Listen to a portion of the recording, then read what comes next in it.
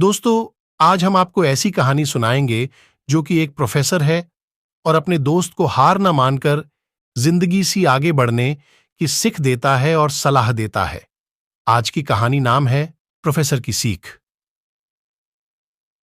Professor साहब बड़े दिनों बाद आज शाम को घर लौटते वक्त अपने दोस्त से मिलने उसकी दुकान पर गए। इतने दिनों बाद मिल रहे दोस्तों का उत्साह देखने लायक था। दोनों ने एक दूसरे को गले लगाया और बैठकर गप्पे मारने लगे। चाय वाय पीने के कुछ देर बाद प्रोफेसर बोले, यार एक बात बता, पहले मैं जब भी आता था तो तेरी दुकान में ग्राहकों की भीड़ लगी रहती थी और हम बड़ी मुश्किल से बात कर पाते थे। लेकिन आज बस इक्का दुक्का ग्राहक ही दिख रहे हैं और तेरा स्टाफ भी पहले से कम हो गया है। दोस्त मजाकिया लहजे में बोला, अरे कुछ नहीं, हम इस मार्केट के पुराने खिलाड़ी हैं, आज धंधा ढीला है, कल फिर जोर पकड़ लेगा। भाई, चीजों को इतना हल्के में मत ले। मैं देख रहा हूं कि इसी रोड पर कपड़े की 3-4 और दुकानें खुल गई हैं, कंपटीशन बहुत बढ़ गया है और ऊपर से।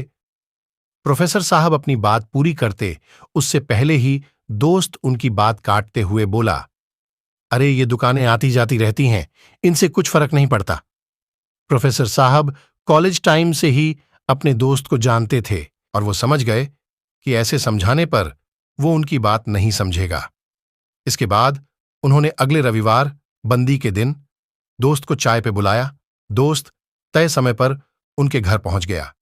कुछ गपशप के बाद प्रोफेसर साहब उसे अपने घर में बनी एक प्राइवेट लैब में ले गए और बोले, देख यार, आज मैं तुझे एक बड़ा ही इंटरेस्टिंग एक्सपेरिमेंट दिखाता हूं। प्रोफेसर साहब ने एक जार में गर्म पानी लिया और उसमें एक मेंढक डाल दिया। पानी से संपर्क में आते ही मेंढक खतरा भांप गया और कूदकर बाहर भाग गया। उसके बाद प्रोफेसर साहब ने जार से गर्म पानी फेंककर उसमें ठंडा पानी भर दिया और एक बार फिर मेंढक को उसमें डाल दिया। इस बार मेंढक आराम से उसमें तैरने लगा। तभी प्रोफेसर साहब ने एक अजीब सा काम किया। उन्होंने जार उठाकर एक गैस बर्नर पर रख दिया और बड़ी ही धीमी आंच पर पानी गर्म करने लगे। कुछ ही देर में पानी गर्म होने लगा। मेंढक को यह बात कुछ अजीब लगी, पर उसने खुद को इस तापमान के हिसाब से एडजस्ट कर लिया। इस बीच बर्नर जलता रहा और पानी और भी गर्म होता गया, पर हर बार मेंढक पानी के टेम्परेचर के हिसाब से खुद को एडजस्ट कर लेता और आराम से पड़ा रहता। लेकिन उसकी भी सहने की एक क्षमता थी। जब पानी काफी गर्म हो गया और खौलने को आया, तब मेंढक को अपनी जान पर मंडराते खतरे का आभास हुआ और उसने पूरी ताकत से बाहर छलांग लगाने की कोशिश की। पर बार बार खुद को बदलते तापमान में ढालने में उसकी काफी ऊर्जा लग चुकी थी और अब खुद को बचाने के लिए न ही उसके पास शक्ति थी और न ही समय। देखते देखते पानी उबलने लगा और मेंढक की मौत हो गई। एक्सपेरिमेंट देखने के बाद दोस्त बोला, यार, तूने तो मेंढक की जान ही ले ली।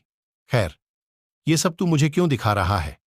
प्रोफेसर बोले, मेंढक की जान मैंने नहीं ली, उसने खुद अपनी जान ली है।